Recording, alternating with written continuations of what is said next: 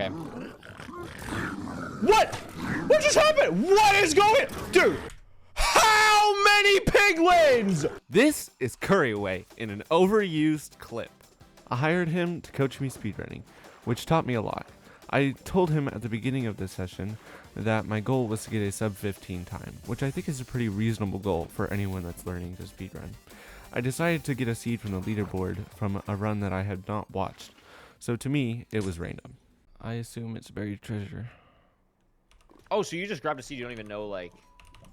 Yeah, I don't know. I don't know your numbers, but it feels a little bit off, See, I would say.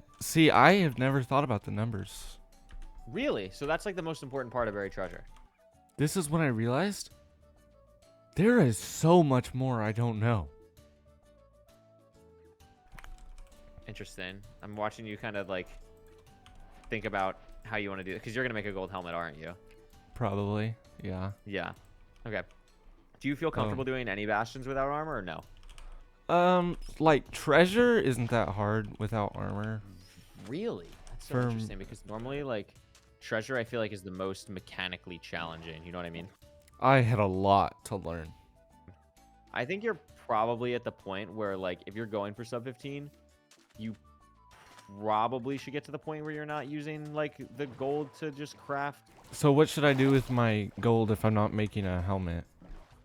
Just kind of hold it for like distraction gold, so that way you can kind of play a little bit faster. You can kind of be a little bit more aggressive in bastions and like where you're entering, if you can just kind of like throw it.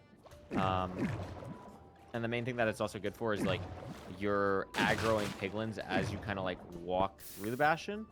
And don't get me wrong, like certain bastions, like obviously like bridge, you want to have armor. If you get armor in a chest, you want to do it. But it's more so having the extra gold and being able to use it to kind of distract piglins is a really valuable tool.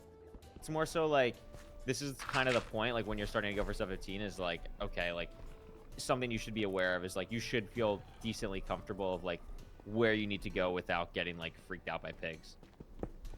I want to do this gap because I get more pigs, right? I mean, since the other gap is on... Oh, like since they're both good, yes, this one is better to go for. So if you're like gonna run this back, the important thing would be to see like what the middle rampart is and how we can do it, like how we can include that into the route, if that makes sense. Yeah. But when you're playing for like RSG, what you more so care about is just not removing the things you don't need, but just making sure you have what you do need. That way, while you're purling or while you're at the fortress, then you can kind of clear space while you're overlapping that time, hoping that blazes spawn. That was a very valuable piece of information, and I had never thought of speedrunning like that. And I think that will enable me to get a lot faster at speedrunning without having to worry about the little things that I thought were so important.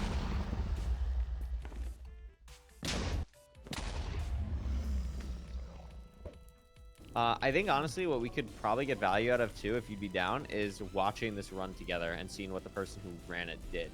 Yes. What course are we trying to go to? Well, I purled a completely wrong direction. That'll do it. Yeah. It's that way. You could also have a hidden bottom right. I can't really tell.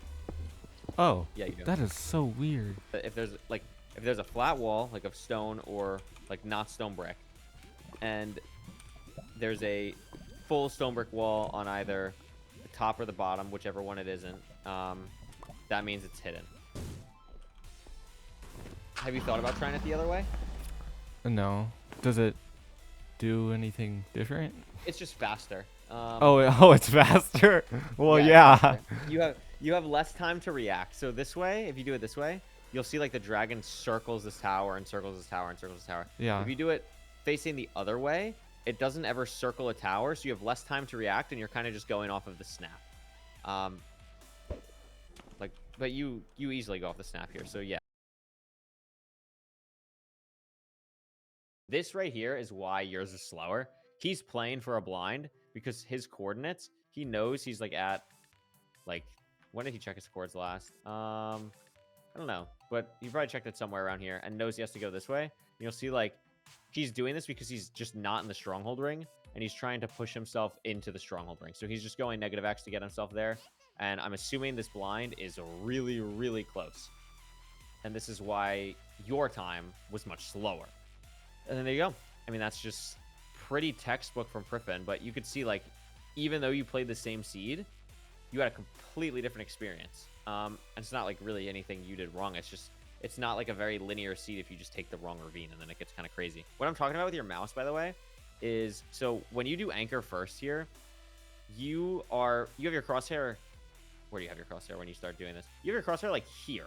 So the problem with this is you can't place a bed here. Your crosshair should always be in like this tiny corner, because then you can place detonate, place detonate, place detonate. But what you're doing is you're just setting yourself up to have to do more on nerves, and you're like moving it late. And although this anchor does a lot of damage, now your next bed is gonna be like weird, and then you have to place this here, and then you're gonna do a little bit of damage, and then it flips because of all this garbage that you've just put yourself through. Next, he showed me how to speed bridge, and he taught me some really interesting things about it. And what you want to do is, as soon as you place the block, you unshift. It's almost like you place the block and your other finger lets go of shift at like almost the same time, like a tick in between. You place down the boat, you make sure your axe is fully charged, you hold your sprint and your W into it, and boom, now you have it. You just have it. And that's it. And then you can even, like, if I like fully let go of everything, like my hands off my keyboard, I can go back and I still have it.